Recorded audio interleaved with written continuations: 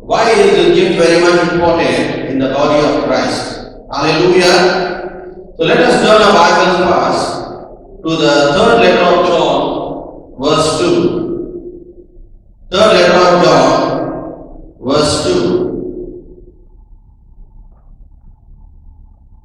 The Bible says, Beloved, I pray that you may prosper in all things and be in health just as your soul prospers. In 3 John verse 2, the Bible says, the Lord is saying that God is rejoicing that when we prosper in all things and be in good health. Because the Bible says that health and healing comes only from God. Sickness does not come from God.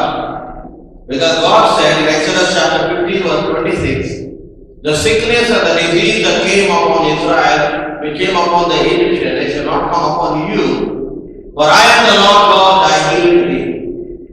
So it is the plan and the purpose of God for people to receive healing. And that is very much important. Now why people are sick? The Bible has an answer for everything. Because sickness comes into the world because of two things. One is by disobeying the word of God.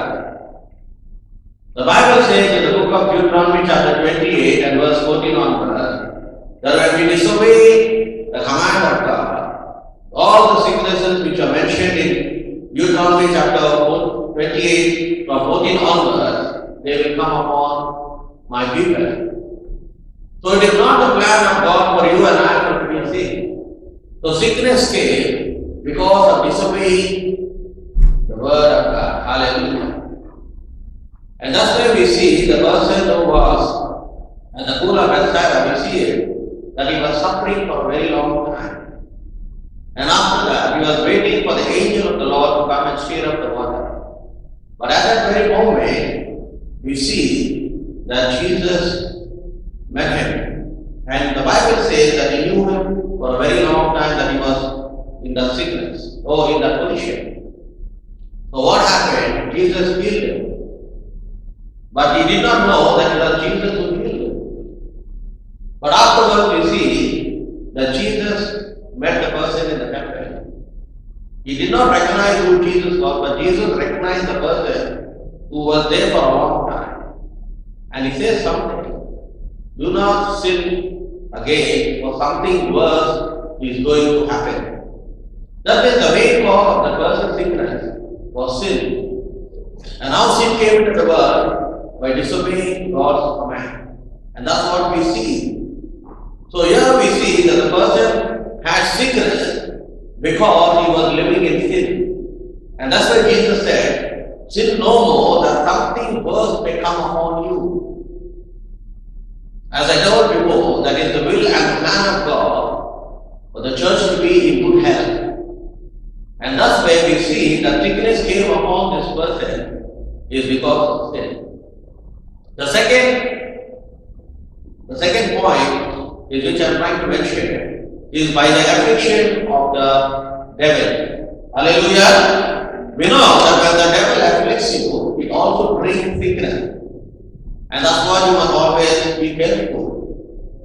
That's why when you pray for healing, you must have the spirit of discernment to know whether the sickness is because of disobeying to the word of God, because of sin, or because of affliction from the enemy. The Bible says there was a woman who was bound by Satan for 18 years, for a very long time. In the Gospel of Luke, we see that. And that woman was wept like this. Jesus was moved with compassion, and he knew that she was in that position for 18 years. I passed by.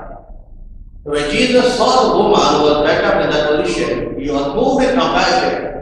And immediately he said that Satan has bounded this woman for 18 years.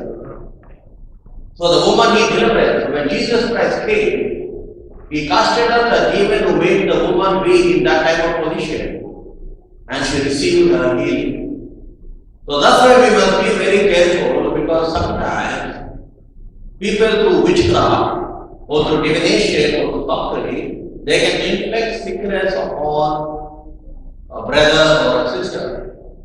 So this woman was bound by Satan for 18 years until Jesus Christ came and had to deliver her from that problem. Hallelujah! And that's why I said before in my message that sickness came into the world first is because of disobeying to the word of God, and sickness comes in a second way, affliction to the devil. But the will and the plan of God is for the church to be in good health, because that's what the Bible says. And thus way, in the ministry of Jesus Christ, He healed that whoever came to Him. Why? Because the attribute of Jesus Christ was always, He was moved with compassion when He saw sickness, when He saw disease, when He saw infirmity. Why? Because that is the attribute of Jesus Christ to heal the church. And thus way, out of the 9 gifts of the Holy Spirit, the gift of healing is very much important in the body of Christ. And thus way, we must allow the Holy Spirit to move in the body of Christ. Because the Holy Spirit is the Word, which is the power of God, which brings healing in the name of Jesus Christ. And that's why the Gospel of John 14 verse 14 says that whatever you ask in my name, I will do it. So when we ask in the name of Jesus, we receive healing. And that's why we see big crusades, people just come. But when the power of God moves automatically, even the preacher don't have to lay hands upon the people, because the presence of God at that very moment will heal the people. And that is very much important, because Jesus wants His people to be in good health. And that's why if we see in the book of Jeremiah chapter 33, and let us read verse 6, what does it say? Jeremiah chapter 33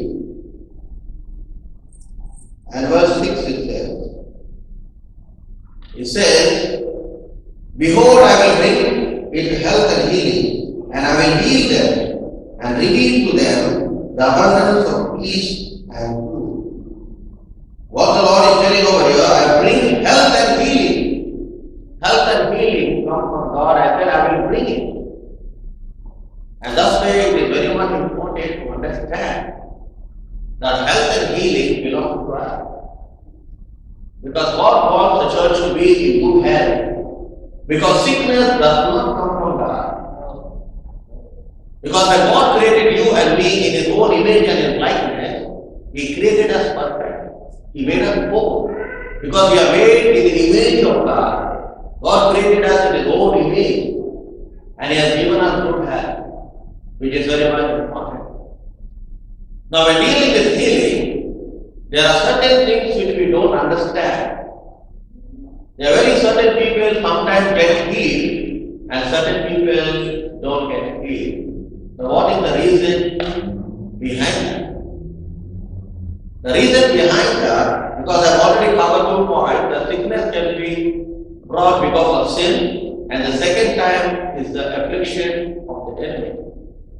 Because we clearly see it is the sovereignty of God. When I say sovereignty of God, it is the will of God whether to heal that person or not. Because we see in the word of God, in the life of Prophet Elisha, Elisha was the same person who commanded Naaman to go and dip himself 7 times in the river Jordan. And the Bible says that Naaman traveled all the way from Syria, and when he did according to the word of the Lord, that Naaman received healing. But the Bible also says the positive thing. What happened to the prophet Elijah? If you turn our Bibles to 2 Kings chapter 13, and if you read verse 14, let us see what does it say about Elisha. 2 Kings chapter 13, verse 14. The Bible says that Elisha had become sick with the illness of which he would die. Then Joash, the king of Israel, came down to him and wept over his face and said, "O my father, the chariots of Israel and and they were met. So we clearly see over here that Elijah was to die with a sickness and illness. If we go down to say 2 Kings chapter 13 and verse 20, the Bible says that Elisha died and they buried him. And the raiding band from Moab invaded the land in the spring of the year. Here we clearly see that the prophet who operated in the gift of healing was not able to heal himself of his sickness and his illness. The Bible says that he died of sickness. But the Bible says that when he died, there was a band of raiders who came and buried a corpse in the same tomb of the prophet Elisha. But then the Bible says that when the corpse touched the body of the prophet Elisha, that life came back to the corpse. That's what we read over here in verse 21. It says, so it was at where they were burying a man, that suddenly, despite a band of raiders, and out the man in the tomb of Elisha, and when the man was cut down and touched the bone of Elisha, he revived and stood on his feet. Now, the prophet died of sickness, but there was still power in the bones of the prophet. Now, this mystery we cannot understand because it is the sovereignty of God to heal people. In one of the meetings, I heard many things because many people ask them, why do in your crusade that only certain people get healed and certain people don't get healed? Is God shows favoritism? Is God as a God of partiality? Is God a respecter of persons? No. Because it is the sovereignty of God to heal his people. And that's why when Paul comes to Timothy, he says that please can you take some wine for the infirmity. Timothy had no problem. He was going through that. You see, that sickness he had. But here Paul is telling, why don't you take some wine for your infirmity that will give you something? Because that is how I have seen great evangelists and great men of God who operated in the gift of the Holy Spirit, in the gift of healing, in the gift of miracles. But in the later stage of their life, they died of sickness or illness. Now the question is, if he was able to heal many people, why was he not able to heal himself? It also happened in the life of Smith Wigglesworth. In that, one of his child was dumb and deaf. Smith Wigglesworth, the mighty man of God. In this country, he was used around 18 people, he was able to raise them back from the dead. But when it came to his child, he could not heal her of a deafness and a dumb. So people always question the anointing which rested upon Smith Wigglesworth. That why when it came to his child, that God was not able to heal. Because those mysteries we do not understand it because of the sovereignty of God. And that's why we must understand clearly. And that's what we need to ask God to give us this gift of healing. You see clearly, the gift of healing is given to the body of Christ. I said that the 9 gifts of the Holy Spirit is given for the edification of the body of Christ. And that's why we need to operate the gift of healing. Because some people followed Jesus Christ after saw the miracles which Jesus Christ did. And Jesus said, if you do not believe in what I say, but believe in what I do. Believe in the miracles and the healing which I do. That's why they always question Jesus Christ whenever he healed the sick. One person is said, he is not from God. The another person is said, if he is not the Son of God, how can he make the blind see?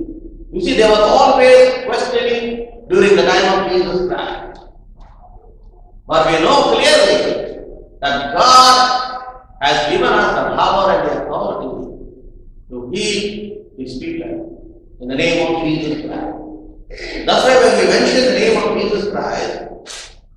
Jesus Christ moves with compassion and he can heal the people. And that's where we need to understand that healing is for everyone. And behind the healing is where the Holy Spirit plays an important role. And that's why it is important for us. That's where the disciples also were able to heal those people who came to them. Just like how Jesus Christ. Because Jesus Christ said, the works that I do, you shall also do. So exactly what Jesus Christ did as they followed the Master, the disciples also operated in the gift of healing. And that's what we clearly will see. So, it is for the church. Because healing is for the church. And everyone must know how to exercise the gift of healing.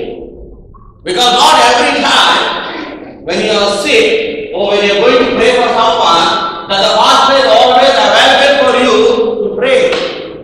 Sometimes God expects you to pray because healing is done through God. God can heal anyone when you pray.